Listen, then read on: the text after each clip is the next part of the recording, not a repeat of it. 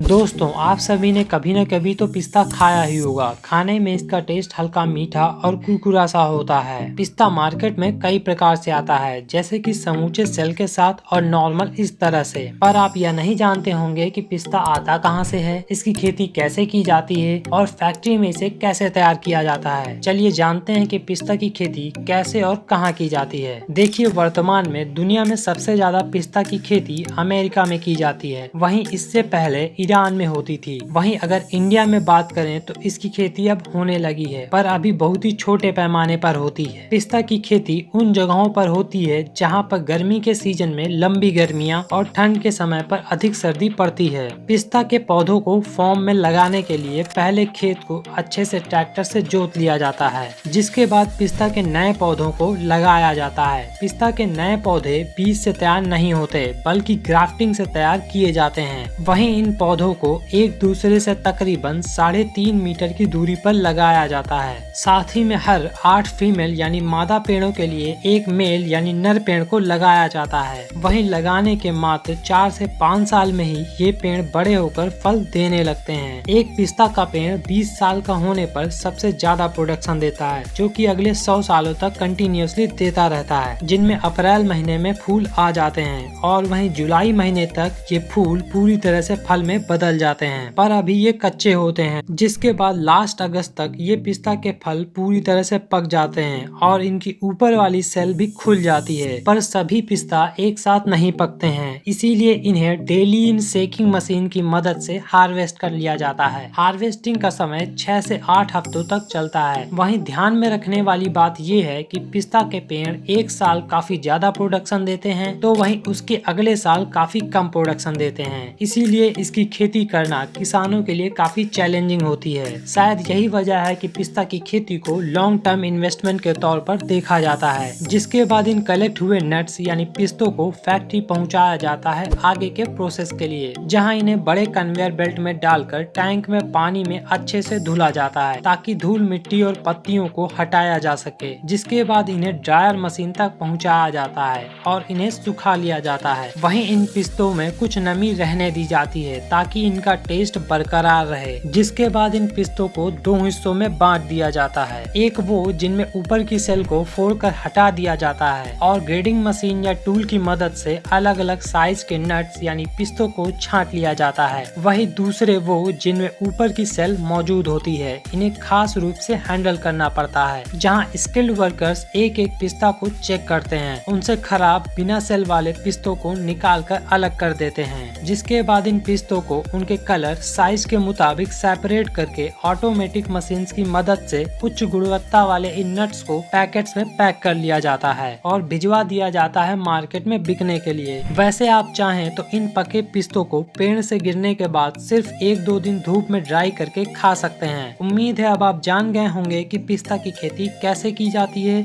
और इसे फैक्ट्री में कैसे तैयार किया जाता है। मिलते हैं नेक्स्ट वीडियो में।